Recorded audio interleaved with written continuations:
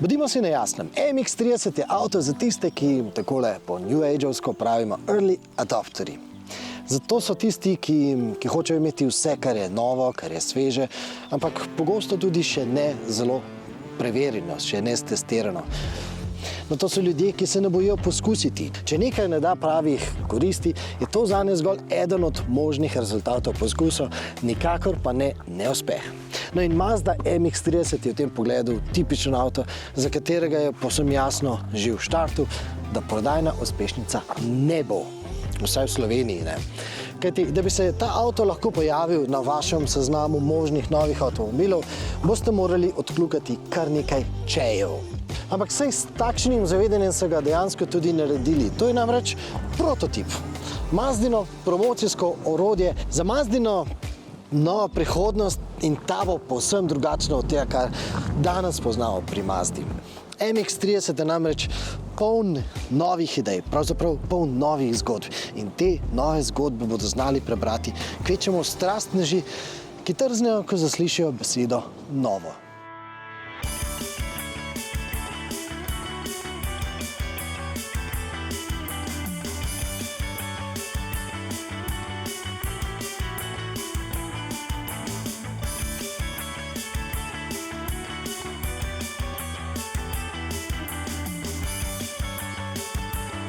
Torej, katere čeje je treba odkljukati? Prvič, to je osebni avto, ne passenger car, ampak personal car, torej ne avto za osebe, seveda tudi za osebe, ampak predvsem vaš osebni avto, skratka avto za enega, ne pa za družino. Kupe. Kar je pa v bistvu presenetljivo glede na to, da je ta kabina kar prostorna. Poglejmo.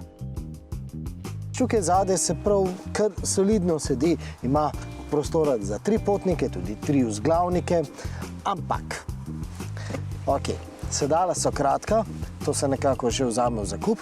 Tisto, kar najbolj moti, je, da se od tukaj zadaj ne vidi nič. No, verjetno ni treba poudariti, da na to stran tudi voznik ne vidi ničesar. Predvsem pa je največji problem, da te morajo od tukaj zadaj ven spustiti. Avto ima sicer zapisano tam na noter v tisti sivi knjižici, da ima 5 vrat, ampak funkcionalno gledano je to kupe, dvovratni kupe, rečemo temu 2+. Še ena pikolovska. Namreč, od tukaj zadaj se vidi ena Mazdina nedoslednost, recimo temu. Namreč, potniki tukaj zadaj lahko električno premikajo voznikov sedež, ne pa sovoznikovega. No, mi se sprašujemo, a je v igri šparanje ali pa pozabljivost, preprosto. Namreč na Japonskem, kjer vozijo po drugi strani ceste, bi ta stvar verjetno res lahko bila smiselna, da bi potniki od tukaj zadaj sovozniku spreminjali sedež in si tako naredili več prostora. Ampak v Evropi pa tega smisla res ne vidimo.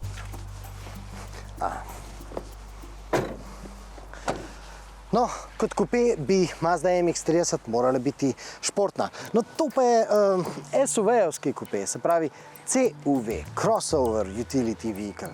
No, kot vemo, to je nova realnost v avtomobilski industriji. CUV-ji so v trendu in Mazda dejansko hoče s tem slediti trendom. Kupeji pač niso več to, kar so bili. Oziroma ne, ni res.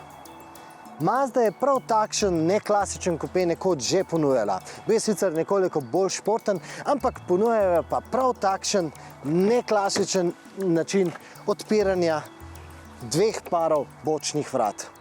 Ampak do RX-8 bomo še prišli. Ne, ni res, ker zdaj dejmo o RX-8.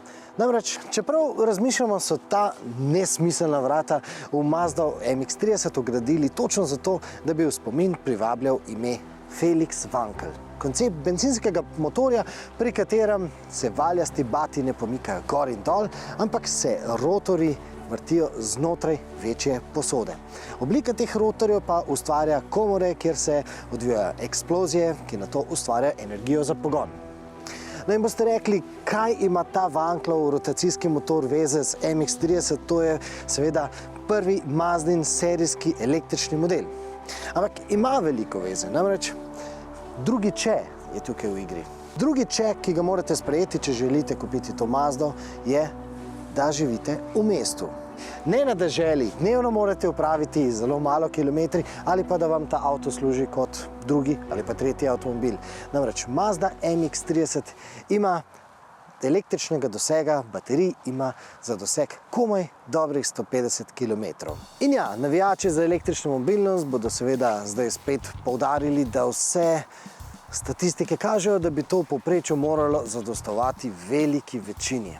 In mi ne bomo ugovarjali, bo že držalo, če statistika tako pravi. Ampak vsaj meni se redno dogaja, da moram popoldne še po kakih opravkih, recimo nekaj iskati na drug konec mesta, pa vmes pobrati hčerko na baletu. In tolikokrat, kot sem bil s to Mazdo odvisen od javnih polnilnic, toliko res že dolgo nisem bil. Če drugega ne, so se takšnim bolj realnim potrebam prilagodili že tudi vsi drugi proizvajalci električnih avtov.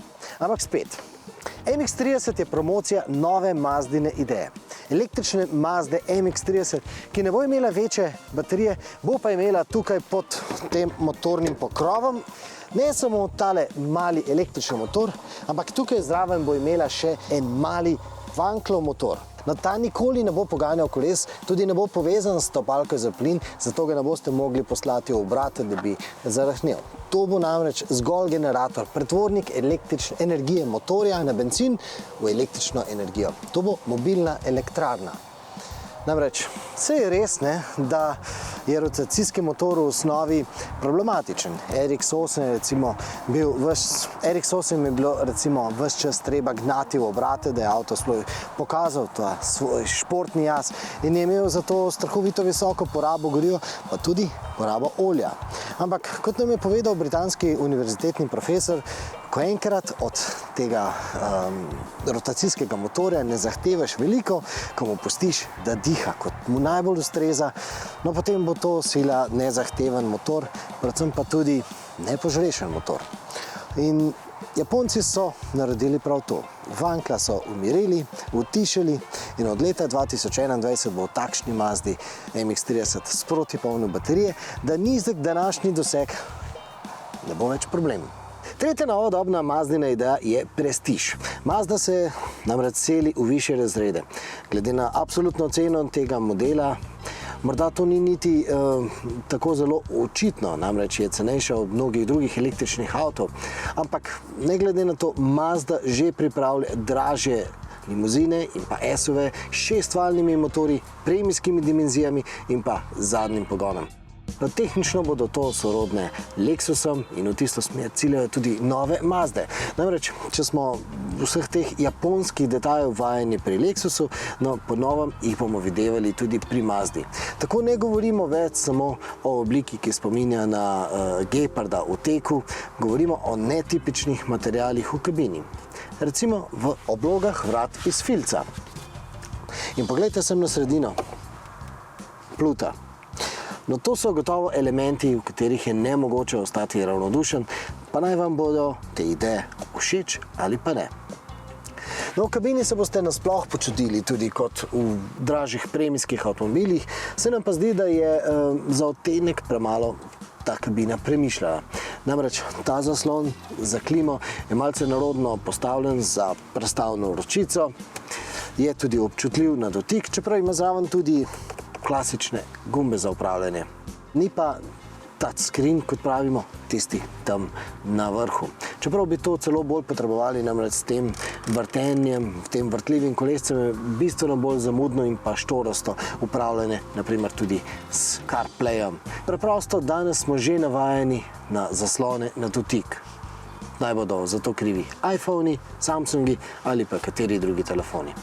Ampak, če gremo nazaj sem dol, tukaj imamo klasično prestavno ročico. Je lepa in pri manevriranju, ko je treba pomikati naprej nazaj, je vse skupaj potekalo izjemno hitro, povsem brez časovnih zamikov, smo pa večkrat parkirali tako, da smo prestavili v R.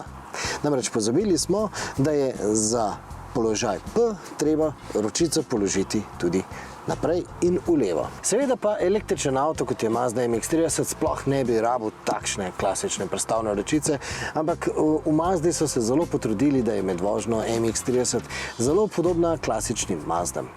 In zato tudi, pozor, zarohni. Ko boste pritisnili na gas, bo avto zagrgral in tudi pospeševanje nikakor ne bo tako silovito kot pri kakšni Tesli, ampak bo tako avtomobilsko kot v današnjih avtih. No in nam je bilo to kar všeč, smo pač izumirajoči dinozavri, se pa vsekakor strinjajo, da bi bilo to bencinsko rohnenje fajn tudi ugasniti. Ampak k sreči vse to umetno rohnenje slišite samo v kabini. Naven bo to še vedno tih, klasičen električni avtomobil. No, rekuperacija je na zahtevo. To nam je všeč, to nam ustreza in ustreza nas tudi, da lahko silovitost pospeševanja doziramo prav tako z obvolansko ročico. Je pa res, da je pri najbolj silovitem pospeševanju v teh jesenskih dneh prednja kolesa zelo pogosto zavrtela v prazno. Avto je hotel preprosto na cesto spraviti preveč. Nam je zato bolj normalen program, normal, bolj ustrezan. MX-30 pač ni štirikolesno gnan avto, ponuja pa tudi manj tiste klasične Mazdine dinamike. Občutki so v ovinki vendarle nekoliko drugačni, kot pa pri tistih vzorno, masno uravnoteženih bencinskih Mazdah, s katerimi se vozniki ponavadi res lepo povežemo. Torej, MX-30 je Mazda RX-8 nove dobe, nove Mazdine dobe in predvsem električne dobe. Ampak veste, da je v Sloveniji že vozila električna Mazda RX-8. Izdelal je znani slovenski elektrozanesenjak Andrej Pečjak. Takrat je Mazda RX-8 izbral zaradi tega, ker je bil predvsem vpadljiv avto. Ampak bil je tudi še en drug razlog. No, obiščimo ga in vprašajmo. Naredili smo 130 000 električnih kilometrov, tudi otroke smo v vrtec vozili z njo in takrat ti grejo ta vrata na živce. Ne? Je pa res, da ko ti grejo ta vrata na živce, moraš pa pomisliti, kako bi bil avto kot dvosed. Ti bi te šlo pa še bolj na živce, ker bi mogel ven stopati iz avta. Se pravi, to je nekje vmes, no, med normalnimi 4 vrati pa med temi pomožnimi 4 vrati, tako da je nekje 4-vratnik z minusom. No, Andrej Pečjak je svoje Mazde RX-8 odstranil vanklov motor in ga nadomestil z električnim. No, Mazda ne bo odstranila električnega motorja in vgradila vanklov motor, ampak bo to dvoje povezala. Ampak poprašajmo, kaj Andrej Pečjak meni danes o vanklovih motorjih. Vankel poznam, ker sem študiral motorje z notranjim zgorevanjem, pa tudi nekoč davno v vojski sem popravljal vankle, ki so bili na protletalskih topovih. Vankel ne boste nikoli naredili, da bi bil učinkovit. Se pravi, energetsko ni učinkovit, zato ker ni rešen problem tesnenja in imate precej velik katalizator na vanklu, zato ker en del ogljikovodikov, se pravi goriva, zmeče v izpušno cev. Prednost je zato, ker je majčken, zelo kompakten je, pa ker ne trese. In zato je siguren dobrodošla rešitev za range extenderje oziroma podaljševalce dometa. Samo tako kot so se danes baterije razvile, tega ne rabiš več. Tudi BMW je opustil range extender, ker pač ni več potreben. Mazda pa zgleda še nekje 10 let zadaj caplja. Jaz mislim, da je to čisto avtno. Zdaj, tisti ljudje, ki pa hočejo delati 1000 km v enem dnevu in se nočijo ločiti od motorja z notranjim zgorevanjem, imajo pa še vedno možnost, da kupijo vtične hibride, ki so sigurno boljša rešitev kot pa električni avto z range extenderjem. Ker range extender je praviloma nizke moči in ti dodaja ravno to, da se nekako voziš. Range extender pa izpušni sistem, ki mora biti danes s katalizatorjem, pa rezervarček, vse tiste stvari, ki so s tem povezane, tudi prinesejo na maso. Se pravi, pod 100 kg boste težko prišli. Za 100 kg imate pa danes že 20 kWh dodatne baterije, kar bi to Mazdo naredili zelo uporabno s 53 kWh. No, podaljševalnik dosega pa ima tudi naslednji avtomobil, ki vam ga bomo predstavili. Gre za Fordov Transit Custom PHEV. Ima ne vanklov motor, ampak klasičen bencinski motor, ki dela elektriko.